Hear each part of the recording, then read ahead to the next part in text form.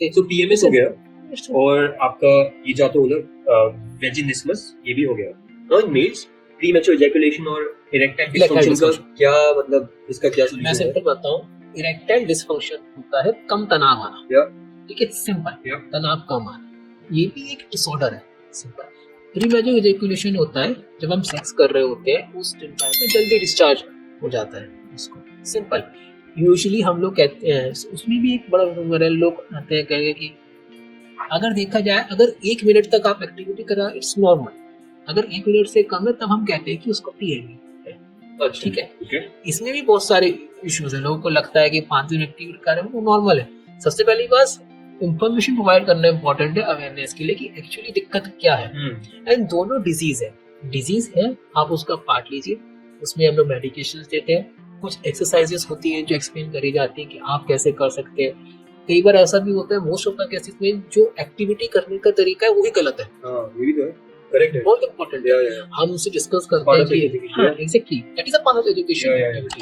अगर आप कोई चीज कल ही गलत रहे हैं तो आपको रिजल्ट नहीं मिलेगा। तो वो जो ऑयलिंग का ऐड है, ऑयलिंग और जो मसाजिंग एंड दिस ये साइज हो जाएगा, साइज मैटर्स, बहुत मिसलीडिंग चीज है। Size matters, why should it matter?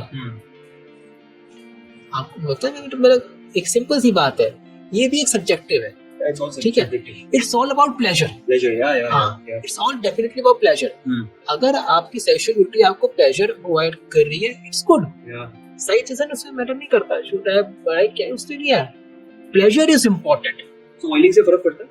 Oiling से अगर ऑयलिंग करो मसाजिंग तो यू डोंट प्रिस्क्राइब, राइट? नहीं, oiling helps in sexual activity lubrication. मैं आपको बताऊं बॉडी में ऑटोमेटिकली मैकेनिज्म्स होते हैं लुब्रिकेशन के। ठीक है, बॉडी हमारे हिसाब से होती है। इवन जो हमारा स्पर्म होता है उससे पहले रिलीज होते हैं लुब्रिकेंट जो करते हैं। फीमेल बॉडी के अंदर सिमिलरली लुब्रिकेंट्स रिलीज होते हैं। ठीक है, जब वो कम होते हैं then we go ahead for it कि आप यूज करें। हां exactly, most of the cases में ये डेफिनेशन नहीं होती, लोग बस मिसलीड करने के लिए बोलते हैं आप करें। अगर आपको दिक्कत ही नहीं है फिर आप यूज करेंगे तो बेसिकली वो कोई फायदा नहीं है उसका। करेक्ट या so I think we touched great points and we touched up basic stuff and also the kind of a technical common diseases or the disorders related to sexual areas, and I think it's a good discussion that we had and it would be helpful for the audience as well because they should be like to break the stigma you have to speak about stigma, break the taboo, everything, man. You just have to get the solution and you have to get the ball rolling, and it should be painful, it should be pleasurable, right? It's all about pleasure. Yeah, and what everyone seeks for, right? And that it itself, like, it becomes a consulting, and when you talk about the therapy itself is a therapy, right? Itself is a like very strong, very calorie burn exercise, right? Let me tell you one basic thing. Psycho education हम लोग term use करते हैं, basically educating the patient को बताना उसको दिक्कत क्या है। इसी से 50% रिलीफ ऑटोमेटिकली होगा। Most of the time general practice बहुत सारे होते हैं बताते ही नहीं। It's not a good practice. से आप पेशेंट को बताइए, समझाइए, हाँ आप उसको कन्वे करिए इसको दिक्कत क्या है। एक बार आपको कोई चीज मालूम पड़े, आपको पता है ना कि आप क्या कर सकते हैं उसके लिए, ऑटोमेटिकली आपका इम्प्रूवमेंट अच्छा है। ये बहुत इंपॉर्टेंट होता है किसी को इलनेस के बारे में बताना, डिस्क्राइब करने की क्या है, क्या दिक्कत है, कैसे बनी, क्या क्या कर सकते हैं, इससे अपने आप में बहुत इंपॉर्टेंट है। आपको पता है तो आप उस पर वर्क करेंगे। And there are meds as well for curing this. Exactly. It is a curable disease. कुछ नहीं, आप उसको आराम से ट्रीट कर सकते हैं। तो उनके साइड इफेक्ट्स भी होते हैं। See, side effects depend on drug and amount. ठीक है, what is ये तो क्या कहते हैं, आप ट्रेन किस चीज के लिए मैंने बताया, आप कोई ड्रग दे रहे हैं डेफिनेटली उसके इफेक्ट्स हैं तो उसके कुछ नेगेटिव इफेक्ट्स हो सकते हैं, आप उसको रेगुलेट करते हैं। It's all about side effects से लोग घबराते हैं बहुत है। अगर आप लिटरेचर उठा के देखिए जो स्टडीज होती है किसी भी ड्रग से पहले बहुत सारी स्टडीज होती है इस पे, पहले एनिमल्स पे फिर ह्यूमंस पे फिर उस पे भी नंबर में लाखों लोग को स्टडी करते हैं तब कोई ड्रग निकलता है। आप साइड इफेक्ट्स की बात करेंगे it is very rare and उसको काउंटर करने के बहुत तरीके हैं।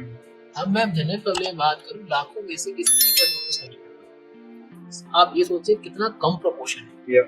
बट वो लोग उस चक्कर में आप बाकी अगर 99,999 को ट्रीट नहीं कर रहे, वो बहुत Yeah. आप उस एक के लिए मेजॉरिटी पे That's why you're clinically exactly it's a clinically trained medical practitioners. That's why you guys provide a more holistic approach. And एक और चीज मैं यहाँ पे कहना चाहूंगा, जो साइड इफेक्ट्स की होते हैं they are very short limited. जैसे वो से आते हैं कि दवाई हम लेके आते हैं गैस कर जाएगी, गर्म कर जाएगी, they are very short. Body में कोई चीज अगर हम मेडिसिन देते हैं यूजुअली 5 to 7 डेज के अंदर ऑटोमेटिकली आपका रिजॉल्व कर जाएगा। Yeah. सिंपल एज दैट, आपको उसमें भी कुछ करने की जरूरत नहीं है। लोग को ये चीज के बारे में पता नहीं है, इन्हें कंडक्ट प्रैक्टिस करते हैं, आपको बताते हैं, सिंपल बताता हूँ कि ऐसे ऐसे है, आप इसको करके साथ में बंद करके देंगे, उनको मालूम पड़ता है कि अच्छा सर इतना ही होता है, हाँ इतना ही होता है, बस हम तो बेकार घबरा रहे थे। ठीक है ना, awareness, knowledge is very important And communication. Knowledge, communication, awareness, right? आप नॉलेज है आप उसको प्रोवाइड करें सामने वाले को, वो समझेगा तो बिल्कुल करेगा। Sure. Thanks. Hello everyone, myself Viraj Goyal. Would love to know your feedback on this podcast. Please like, comment and subscribe. Hit the bell icon. Many thanks.